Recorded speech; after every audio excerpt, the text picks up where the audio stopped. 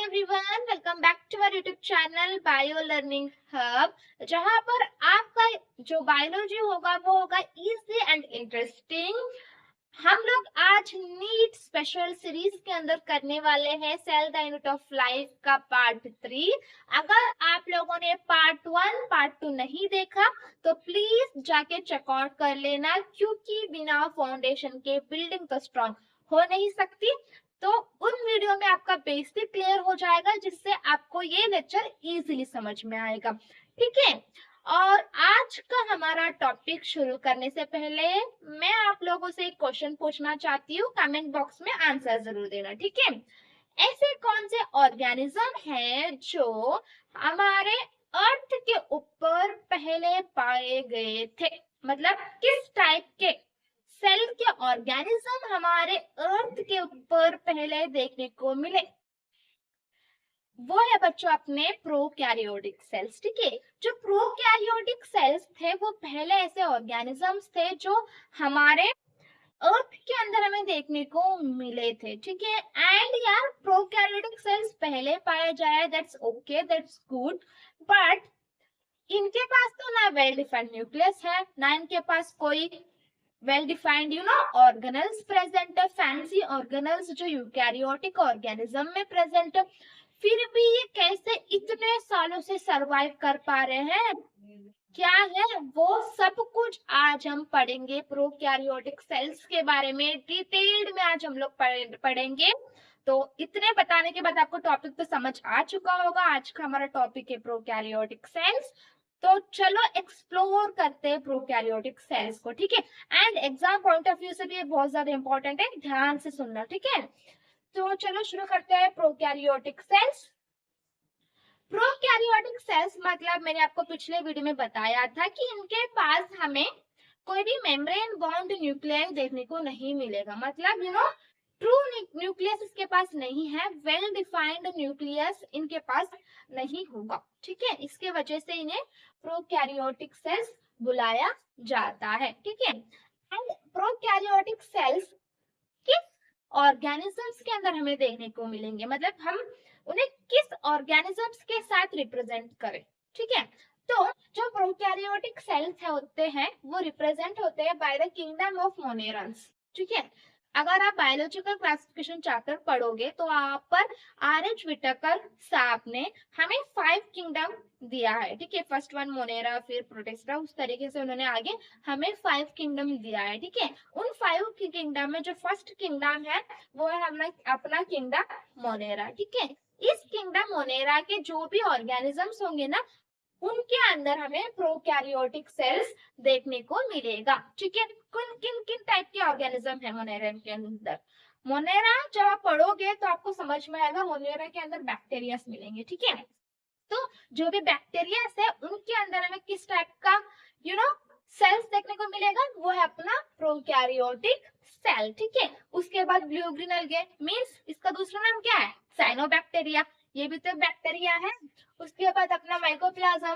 ठीक है, उसके बाद अपना पीपीएलओ, प्लूरोनिमैनो लाइक ऑर्गेनिजम्स। ठीक है, इन ऑर्गेनिजम्स के अंदर हमें प्रोकैरियोटिक सेल्स क्या होगा? देखने को मिलेगा। ठीक है, उसके बाद बच्चों जो प्रोकैरियोटिक सेल्स है वो अगर आप यूकैरियोट के साथ कंपेयर करोगे ना तो वो छोटे हैं। यूकैरियोट्स के साथ अगर आप कंपेयर करोगे तो prokaryotic cells are small in size.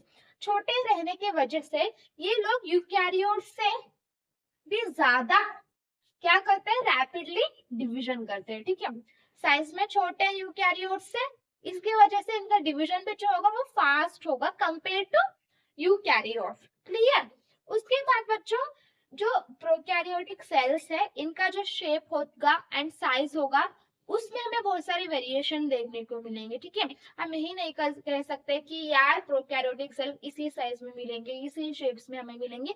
नहीं, इनके जो शेप्स है, साइज है, इनमें हमें बहुत वेरिएशंस देखने को मिलेगा। ठीक है, पर अगर आप बेसिक शेप्स के ऊपर आएंगे तो वो होगा 4 बेसिक शेप्स है। ठीक है, first one bacillus means round like, second one caucus means spherical मतलब इस टाइप के, and third one vibrio means like this comma shaped. ठीक है, and spirillum means this type, spiral shape हमें देखने को मिलेगा। ये 4 बेसिक टाइप है, ठीक है, इन्हें याद रख लेना, इस पे मैच द फॉलोइंग में क्वेश्चन बन सकता है। सो स्टार मार्क कर लो, ठीक है। याद तो हो ही जाएंगे, आपने अपने पिछले क्लासेस में भी पढ़ा होगा, तो इट वॉज इजी है ना, कोई रॉकेट साइंस नहीं है, याद हो जाएगा, ठीक है। उसके बाद बच्चों मैंने बोला इनके साइज पे वेरिएशन है, इनके शेप्स के अंदर वेरिएशन है, पर इन वेरिएशन के बाद भी जो इनका ऑर्गेनाइजेशन होगा ना, ये ऑर्गेनाइजेशन जो होगा वो फंडामेंटली सिमिलर होगा, मतलब सेम होगा। इनका जो ऑर्गेनाइजेशन होगा सेल्स के अंदर वो फंडामेंटली सेम होगा, सिमिलर होगा। हालांकि इनके साइज में, शेप्स में, फंक्शंस में हमें वेरिएशन मिलेंगे, पर अगर ऑर्गेनाइजेशन की बात आए तो they are same. Okay, prokaryotic cells के बारे में इस डायग्राम के मदद से हम लोग अच्छे से समझेंगे कि किस तरीके से प्रोकैरियोटिक सेल होता है, उसके अंदर क्या क्या होते हैं, ठीक है। फर्स्ट बच्चों, सारे प्रोकैरियोटिक सेल्स के पास, इट्स अ प्रोकैरियोटिक सेल, ठीक है, सारे प्रोकैरियोटिक सेल्स के पास हमें सेल वॉल देखने को मिलेगा, ठीक है। सिर्फ प्लांट्स के अंदर ही सेल वॉल नहीं होता, अपने जो प्रोकैरियोटिक सेल्स हैं उनके अंदर भी हमें सेल वॉल देखने को मिलेगा, एक्सेप्ट माइकोप्लाज्म, ठीक है। माइकोप्लाज्म को छोड़कर सारे ऑर्गेनिज्म के पास क्या होगा, सेल के पास क्या होगा, सेल वॉल देखने को मिलेगा, उसके बाद सेल मेम्ब्रेन होगा ही होगा, ठीक है। हमने प्रोकैरियोटिक सेल्स में आपको क्या बताया कि प्रोकैरियोटिक सेल के पास जो न्यूक्लियस है वो वेल डिफाइंड नहीं है, उसके पास हमें कोई भी न्यूक्लियर मेम्ब्रेन देखने को नहीं मिलेगा, ठीक है। इसकी वजह से जो इसका जेनेटिक मटेरियल है, जो डीएनए है, वो नेक्ड फॉर्म में, मतलब साइटोप्लाज्म में नेक्ड फॉर्म में वो रहेगा, ठीक है, सिर्फ इसी तरीके से, क्योंकि इसके पास कोई भी न्यूक्लियर एनवलप हमें देखने को नहीं मिलेगा। इसकी वजह से प्रोकैरियोटिक सेल का जो न्यूक्लियस होगा उसे हम लोग क्या बोलेंगे, न्यूक्लियोइड बोलेंगे। क्या बोलेंगे, न्यूक्लियोइड। क्यों, क्योंकि इसके पास कोई भी न्यूक्लियर मेम्ब्रेन प्रेजेंट नहीं है, ठीक है। और इसके अंदर जो जेनेटिक मटेरियल प्रेजेंट है, ठीक है, वो किस तरीके से होगा। बच्चों, जो प्रोकैरियोटिक सेल्स के अंदर जो हमें क्रोमोसोम देखने को मिलेंगे वो सिंगल क्रोमोसोम होंगे, ठीक है, सर्कुलर है, सिर्फ सिंगल क्रोमोसोम देखने को मिलेंगे। डबल स्टैंडर्ड है, 2 स्टैंडर्ड, ठीक है, single chromosome, double standard, circular DNA, ठीक है, सर्कुलर डीएनए होगा, एक ही क्रोमोसोम, सिंगल क्रोमोसोम होंगे, एंड डबल स्टैंडर्ड डीएनए होगा, ठीक है, single chromosome, double standard, circular DNA, ठीक, याद रखना इस पॉइंट को, ठीक है। Single chromosome, double standard and circular DNA हमें देखने को मिलेगा, ठीक है। इस डीएनए के पास जब भी आपको डीएनए के बारे में कोई पूछे तो याद रखना कि डीएनए जो होगा वो नेगेटिवली चार्ज होता है, ठीक है। डीएनए कैसे होता है, वो नेगेटिवली चार्ज होते हैं, ठीक है। सो इस नेगेटिवली चार्ज डीएनए को बैलेंस करने के लिए इनके पास हमें पॉजिटिवली चार्ज पॉलीअमाइन प्रोटीन्स देखने को मिलेंगे। कौन से प्रोटीन्स, पॉलीअमाइन प्रोटीन्स।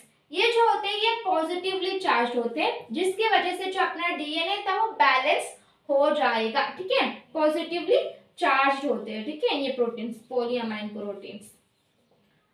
उसके बाद बच्चों, प्रोकैरियोटिक सेल्स के अंदर मेन डीएनए को छोड़कर, मेन जीनोमिक डीएनए को छोड़कर भी इसके साइटोप्लाज्म के अंदर, ये जो स्पेस है वो साइटोप्लाज्म है, ये आपको मैंने बताया था, ठीक है।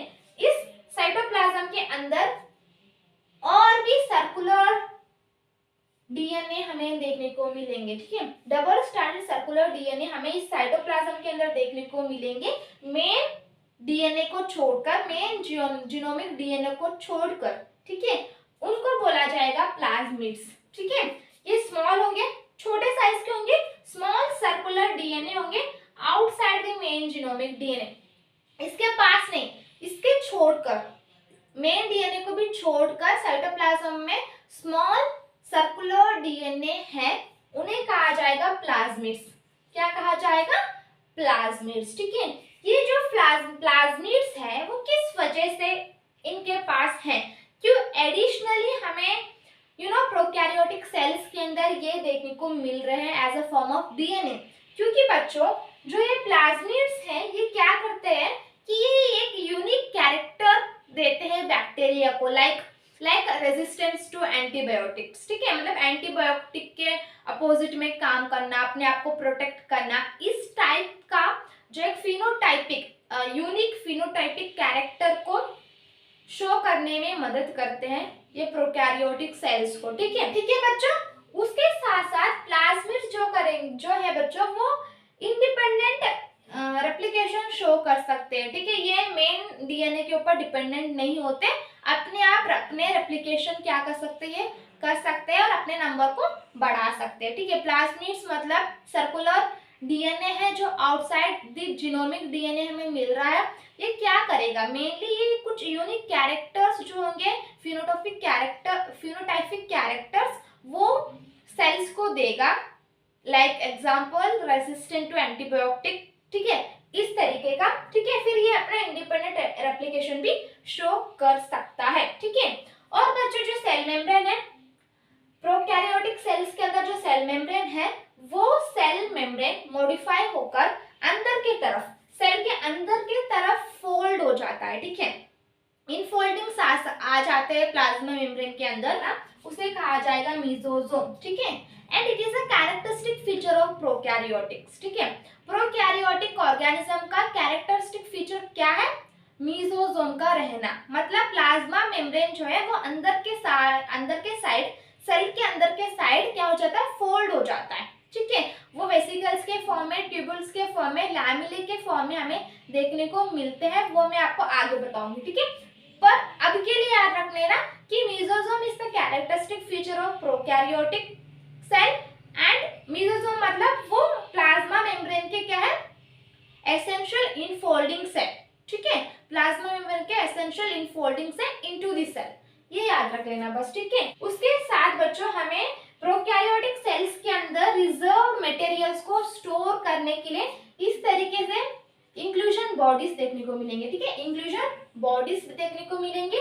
उसके साथ साथ हर प्रोकैरियोटिक सेल हो या यूकैरियोटिक सेल हो उसके पास तो राइबोसोम होता ही होता है। राइबोसोम के अलावा इसके अंदर दूसरे कोई भी ऑर्गेनल्स हमें देखने को नहीं मिलेंगे, प्रोकैरियोट्स के अंदर सिर्फ हमें राइबोसोम देखने को मिलेगा। मतलब एक टिपिकल प्रोकैरियोटिक सेल्स के अंदर क्या क्या है कि सेल वॉल है, सेल मेम्ब्रेन है, कवर्ड है, और एक लेयर भी है जो मैं आपको सेल एनवलप में बताऊंगी। अब आगे जो सेल मेम्ब्रेन होगा वो अपने अंदर फोल्डिंग्स कर लेगा, तो हम उसको बोलेंगे मीजोसोम, ठीक है। उसके बाद जो न्यूक्लियस होगा वो वेल डिफाइंड न्यूक्लियस नहीं है, इसकी वजह से हम उसे क्या बोलेंगे, न्यूक्लियोइड बोलेंगे, ठीक है। उसके बाद जो मेन डीएनए है वो किस टाइप का है, single chromosome double standard circular DNA होगा, ठीक है। और मेन डीएनए को छोड़कर भी साइटोप्लाज्म के अंदर सर्कुलर स्मॉल सर्कुलर डीएनए हमें देखने को मिलेंगे, उसे कहा जाएगा प्लाज्मिड्स, जो एक यूनिक फिनोटाइपिक कैरेक्टर को उस सेल्स के अंदर बना के रखता है, लाइक रेजिस्टेंट टू एंटीबायोटिक्स, ठीक है। उसके बाद प्लाज्मिड्स के अलावा हमें सेल्स के अंदर देखने को मिलेंगे इंक्लूजन बॉडीज, एंड हमें देखने को मिलेंगे राइबोसोम, ठीक है। यहाँ तक क्लियर है, समझती हूँ, ठीक है। अब देख लेते हैं कि सेल एनवलप एंड उसके मॉडिफिकेशन के बारे में, ठीक है। मैंने पिछले डायग्राम में आपको सिर्फ cell wall and cell membrane दिखाया था, ठीक है। पर प्रोकैरियोटिक सेल्स के पास सिर्फ और सिर्फ सेल वॉल सेल मेम्ब्रेन नहीं होता, उसके साथ और एक लेयर प्रेजेंट होता है, ठीक है, वो है अपना ग्लाइकोकैलिक्स, ठीक है। मतलब जो सेल एनवलप है वो मेड है बाय 3 लेयर, ठीक है। First one glycocalyx, second one अंदर के साइड ग्लाइकोकैलिक्स के बाद सेल वॉल, उसके बाद अपना सेल मेम्ब्रेन। इन तीनों को मिलाकर क्या बोला जाता है, सेल एनवलप बुलाया जाता है, ठीक है। इन तीनों का अगर आप पर्टिकुलरली काम देखोगे तो वो डिफरेंट है, पर अगर आप तीनों को मिलाकर देखोगे तो ये एज अ प्रोटेक्टिव यूनिट काम करते हैं फॉर द सेल, ठीक है। इनका अगर तीनों मिलाकर एक काम है तो वो है अपना प्रोटेक्ट करना, सेल को प्रोटेक्ट करना, ठीक है। अब हम बारी बारी देखेंगे कि glycocalyx, cell wall and cell membrane के अंदर हमें क्या देखने को मिलेगा, ठीक है। फर्स्ट अगर आप ग्लाइकोकैलिक्स को देखोगे, ग्लाइकोकैलिक्स, ठीक है बच्चों, ग्लाइकोकैलिक्स जो है वो म्यूकोपॉलीसैकेराइड से बना हुआ है, ठीक है। हाँ, पर इसका जो कंपोजिशन होगा एंड थिकनेस होगा हमें उसमें डिफरेंस देखने को मिलेगा, ठीक है। अगर ये लूज शीट में है, लाइक इस टाइप का ग्लाइकोकैलिक्स वहां पर प्रेजेंट है, तो उसे कहा जाएगा स्लाइम लेयर, ठीक है। अगर उसके पास रिजिड मतलब हार्ड टाइप का ग्लाइकोकैलिक्स प्रेजेंट है, तो उसे बोला जाएगा कैप्सूल, ठीक है। मतलब इसके बेसिस पे टू टाइप आगे डिवाइड हो रहे हैं, glycocalyx, slime layer and capsule. अगर लूज शीट के फॉर्म में है तो स्लाइम लेयर, अगर हार्ड रिजिड है तो होगा कैप्सूल, ठीक है। उसके बाद बच्चों अपना नेक्स्ट है सेल वॉल, ठीक है। सेल वॉल क्या करता है बेसिकली, ये सेल को शेप प्रोवाइड करने का काम करता है, मतलब यही डिटरमाइन करेगा कि सेल का शेप किस तरीके से होगा, ठीक है। It determines the shape of the cell and provides a strong structural support to prevent the bacterium from collapsing, ठीक है। सेल वॉल का काम क्या है, सेल को शेप करना, उसके साथ साथ ये सेल को स्ट्रक्चरल सपोर्ट प्रोवाइड करता है, ठीक है। स्ट्रक्चरल सपोर्ट प्रोवाइड करता है जिसकी वजह से जो बैक्टीरिया कोलैप्स नहीं करेगा, ठीक है। तो इसका टू मेजर काम है, फर्स्ट वन शेप करना सेल को एंड सेकेंड वन उसको स्ट्रक्चरल सपोर्ट देना टू प्रिवेंट द कोलैप्सिंग, ठीक है। उसके बाद बच्चों ये याद रखना कि सेल वॉल जब भी बच्चों को दिमाग में आता है तो वो किससे बना है, तो आप बोलोगे कि वो सेलुलोज से बना है, ठीक है। नहीं, वो प्लांट्स के अंदर सेलुलोज से बना होगा, पर अगर आप इनकेस बैक्टीरिया में आपको पूछे तो आपको बताना होगा वो पेप्टिडोलाइकेन से बना होगा। ये नॉन सेलुलोज से क्या, सेलुलोज से नहीं बनता, किससे बना है, पेप्टिडोलाइकेन से बना है, ठीक है। उसके बाद प्लाज्मा मेम्ब्रेन या सेल मेम्ब्रेन हम वो नेक्स्ट स्लाइड में देखेंगे, ठीक है। पर यहाँ पर देखो कि अपना जो सेल एनवलप है, यहाँ पर दो टाइप के बैक्टीरिया बन जाते हैं आगे जाकर, basically gram positive and gram negative bacteria कहकर, ठीक है। तो ग्राम पॉजिटिव बैक्टीरिया क्या होते हैं, ग्राम नेगेटिव बैक्टीरिया क्या होते हैं, वो देखो, ठीक है। अपना जो सेल एनवलप होता है बैक्टीरिया के पास, है ना, तीन लेयर तो प्रेजेंट ही है। Bacteria is a prokaryotic cell, ठीक है। बैक्टीरिया के अंदर प्रोकैरियोटिक सेल्स है, मींस उसके अंदर भी तीन लेयर प्रेजेंट है, glycocalyx, cell wall and cell membrane, ठीक है। अगर आप उस सेल एनवलप को स्ट्रेन करोगे, स्ट्रेनिंग प्रोसीजर करोगे, तो अगर स्ट्रेन करने के बाद, स्ट्रेन करा, उसके पास, उस बैक्टीरियल सेल्स के पास वो स्ट्रेन आ चुका है, ठीक है। पर उस स्ट्रेन आने के बाद आप जब उसे अल्कोहल से वॉश करोगे, ठीक है, अल्कोहल से वॉश करने के बाद भी अगर उस बैक्टीरिया के पास वो स्ट्रेन रह गया तो उसे कहा जाएगा ग्राम पॉजिटिव, ठीक है। अगर आपने अल्कोहल से वॉश कर दिया आफ्टर स्ट्रेनिंग प्रोसीजर, उसके बाद उसके पास वो स्ट्रेन नहीं है, ठीक है, तो उसे कहा जाएगा हम लोग ग्रामा नेगेटिव बैक्टीरिया, ठीक है। प्लाज्मा मेम्ब्रेन के बारे में आप देख लेते हैं, ठीक है। प्लाज्मा मेम्ब्रेन जो है वो इनर मोस्ट लेयर है सेल एनवलप का, ठीक है। सो बच्चों जो प्लाज्मा मेम्ब्रेन है ना, ये क्या है, एक सेलेक्टिवली परमिएबल नेचर पे होगा, ठीक है। मतलब यही होगा जो डिसाइड करेगा कि सेल के अंदर कौन सा आइटम आएगा, कौन सा आइटम नहीं आएगा, ठीक है। सो ये डिसाइड करेगा कि कौन सा आइटम आने वाला है, कौन सा आइटम जाने वाला है, मतलब यही सेलेक्ट करेगा, सेलेक्टिवली मेम्ब्रेन है, ठीक है। एंड उसके बाद बच्चों प्लाज्मा मेम्ब्रेन वो चीज है जो आउटसाइड वर्ल्ड के साथ इंटरैक्ट करते हैं, ठीक है। बच्चे कंफ्यूज हो जाते हैं क्योंकि प्लाज्मा मेम्ब्रेन जो है वो इनर मोस्ट लेयर है, इसके अलावा cell wall and glycocalyx layer present है, तो वो सोच लेते हैं कि आउटसाइड वर्ल्ड से शायद उनमें से कोई इंटरैक्ट करता होगा, बट हाँ सही अगर आप देखोगे तो plasma membrane is the one which interact with outside world, ठीक है। ये यूकैरियोट्स में किस तरीके से हमें प्लाज्मा मेम्ब्रेन देखने को मिलेगा, उसी तरीके से प्रोकैरियोट्स के अंदर भी सेम प्लाज्मा मेम्ब्रेन होगा, कोई भी डिफरेंस नहीं होगा, ठीक है। यूकैरियोट्स का प्लाज्मा मेम्ब्रेन एंड प्रोकैरियोट के अंदर का प्लाज्मा मेम्ब्रेन के पास, ठीक है। उसके बाद ये जो प्लाज्मा मेम्ब्रेन है वो आगे जाकर नहीं, इसके अंदर प्लाज्मा मेम्ब्रेन के अंदर हमें मॉडिफिकेशन देखने को मिलेंगे, मतलब ये जो प्लाज्मा मेम्ब्रेन है ना, ये अंदर के साइड इस तरीके से फोल्ड कर लेगा, ठीक है। जब ये फोल्ड करेगा तो उससे क्या बोलेंगे हम लोग, मीजोसोम। ठीक है, दो टाइप के होंगे, एक तो अंदर के जब फोल्ड कर लेगा तो एक टाइप मीजोसोम एंड दूसरा वन क्रोमैटोफोर। ठीक है, ये सिर्फ और सिर्फ हमें साइनोबैक्टीरिया के अंदर देखने को मिलेगा। इस क्रोमैटोफोर मतलब इसके अंदर पिगमेंट्स कंटेन होंगे। ठीक है, जैसे साइनोबैक्टीरिया, ब्लू ग्रीन अलगे, ठीक है, उसी टाइप यहाँ पर क्रोमैटोफोर होंगे जहाँ पर पिगमेंट्स क्या होंगे, कंटेंट होंगे। ठीक है, मीजोसोम जो है ये क्या करेंगे, ये या तो वेसिकल्स के फॉर्म में होंगे या ट्यूब्यूल्स के फॉर्म में या लैमेले, वेसिकल्स के फॉर्म में, ट्यूब्यूल्स के फॉर्म में या फिर लैमेले के फॉर्म में ये हमें देखने को मिलेंगे। ठीक है, सो मीजोसोम का क्या काम क्या है, क्रोमैटोफोर का तो काम है पिगमेंट को कंटेन करना। ठीक है, पर मीजोसोम का काम क्या है, मीजोसोम क्या करेगा बच्चों, ये सेल वॉल फॉर्मेशन में मदद करेगा। ठीक है, प्लाज्मा मेम्ब्रेन के बाद क्या है, सेल वॉल है। ठीक है, तो सेल वॉल बनाने में भी ये जो मीजोसोम है वो मदद करेंगे। उसके बाद डीएनए रेप्लिकेशन में, ठीक है, डीएनए रेप्लिकेशन में मदद करेंगे, रेस्पिरेशन में एंड सिक्रीशन में, एंड ये क्या करेंगे, सरफेस एरिया को बढ़ाएंगे फॉर एंजाइमेटिक एक्टिविटी। ठीक है, काम क्या क्या है, किस तरीके से याद रखना है, सेल वॉल के अंदर हमें सेल मेम्ब्रेन देखने को मिल रहा है, प्लाज्मा मेम्ब्रेन देखने को मिल रहा है, तो प्लाज्मा मेम्ब्रेन से ही सेल वॉल बनेगा ना। तो फर्स्ट क्या करेंगे मीजोसोम, सेल वॉल फॉर्मेशन।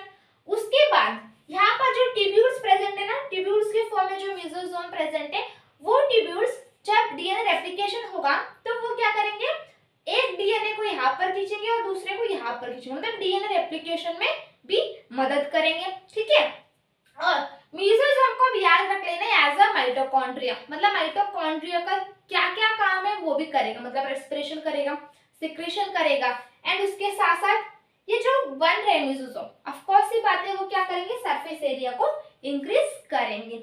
याद हुआ, सेल वॉल फॉर्मेशन क्यों, प्लाज्मा मेम्ब्रेन के बाद सेल वॉल आएगा तो ऑफ कोर्स मदद करेगा। डीएनए रेप्लिकेशन का एंड डिस्ट्रीब्यूशन का अगर आपको याद रखना है तो ट्यूब्यूल से याद रख लो। ठीक है, उसके बाद अपना जो माइटोकॉन्ड्रिया के जो मेन काम होते हैं, सिक्रीशन, रेस्पिरेशन, उससे याद रख लेना। उसके बाद जो ये स्ट्रक्चर बन रहा है वो क्यों मदद करेंगे, सरफेस एरिया को इंक्रीज करने में हेल्प करेंगे। उसके अलावा सेल के पास दूसरे टाइप के स्ट्रक्चर्स भी होते हैं, like if bacteria is motile. ठीक है, अगर बैक्टीरिया मोटाइल है समझो, तो उसके पास हमें फ्लैजेला देखने को मिलेगा। ठीक है, मतलब सेल वॉल से हमें ऐसे फिलामेंटस एक्सटेंशंस देखने को मिलेंगे। ठीक है, ऐसे फिलामेंटस एक्सटेंशंस देखने को मिलेंगे। ठीक है, उसको कहा जाएगा फ्लैजेला, अगर मोटाइल है तो ही। ठीक है, तो ये फिलामेंटस एक्सटेंशंस हमें देखने को मिलेंगे। ठीक है, और ये जो फ्लैजेला है बच्चों वो कंसिस्ट होगा 3 पार्ट से। ठीक है, फ्लैजेला के अंदर हमें 3 पार्ट्स देखने को मिलेंगे।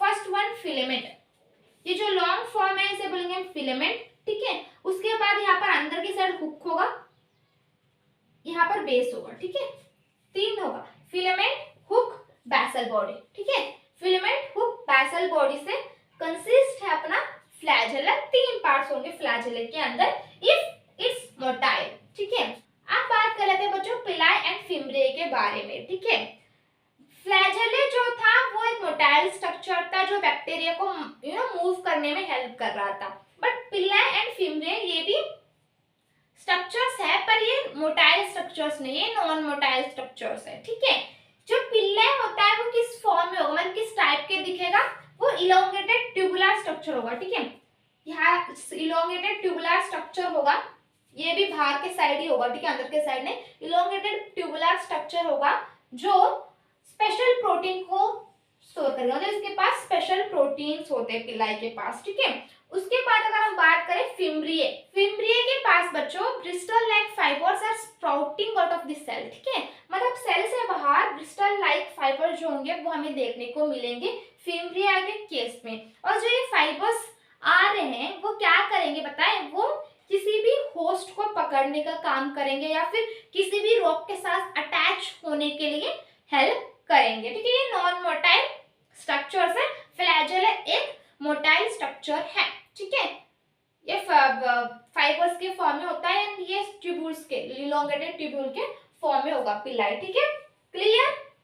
चलो आप पढ़ लेते हैं लास्ट टॉपिक अपना राइबोसोम एंड इंक्लूजन बॉडीज के बारे में। ठीक है, जो राइबोसोम्स है बच्चों वो आपको पता है कि वो प्रोटीन सिंथेसिस में क्या करेंगे, काम करेंगे। ठीक है, जो राइबोसोम्स होंगे वो प्रोकैरियोट्स एंड यूकैरियोट्स में डिफरेंट डिफरेंट टाइप्स के हमें राइबोसोम देखने को मिलेंगे, मतलब उनके सब यूनिट्स में हमें डिफरेंस देखने को मिलेगा। ठीक है, एंड वन मोर थिंग, जो राइबोसोम्स होंगे प्रोकैरियोट्स के अंदर वो प्लाज्मा मेम्ब्रेन के साथ क्या होंगे, एसोसिएट होंगे। ठीक है, अगर आप यूकैरियोट्स में देखोगे तो आपको देखने को मिलेगा वो माइटोकॉन्ड्रिया के अंदर या फिर एंडोप्लाज्मिक रेटिकुलम के ऊपर हमें देखने को मिलते हैं।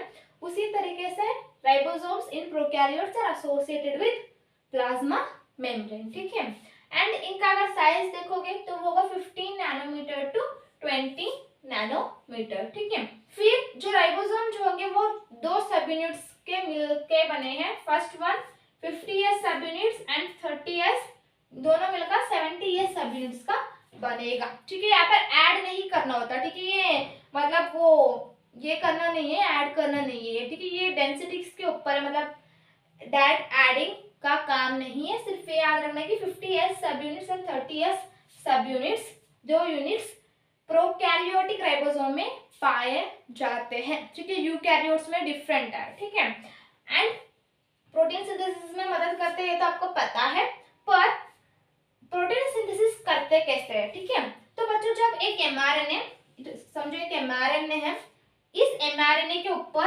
अगर एक राइबोसोम आके अटैच हुए, समझो एक से ज्यादा राइबोसोम इस तरीके से आकर अटैच हुए, समझो इसे क्या कहा जाएगा, पॉलीराइबोसोम कहा जाएगा या फिर पॉलीसोम्स कहा जाएगा। ठीक है, एक एमआरएनए के ऊपर राइबोसोम का चेन बन गया तो उसे क्या कहा जाएगा, पॉलीराइबोसोम या फिर पॉलीसोम्स कहा जाएगा। ठीक है, यही राइबोसोम्स एमआरएनए को फिर आगे ट्रांसलेट कर कर मतलब क्या बनाएंगे, प्रोटीन्स बना देंगे। ठीक है, क्लियर। यहाँ पर एक चीज याद रखना, इसका साइज फिर प्लाज्मा मेम्ब्रेन के साथ एसोसिएट होता है एंड देन इसका सब यूनिट्स। ठीक है, 50s 30s होगा, दोनों मिलाकर 70s सब यूनिट का क्या बना देंगे, राइबोसोम्स बना देंगे। ठीक है, 50s एंड 30s के दो सब यूनिट्स होते हैं, फिर दोनों मिलाकर 70s का राइबोसोम बना देंगे। यहाँ पर ये याद रख लेना। ठीक है, अब बात आता है इंक्लूजन बॉडीज के ऊपर।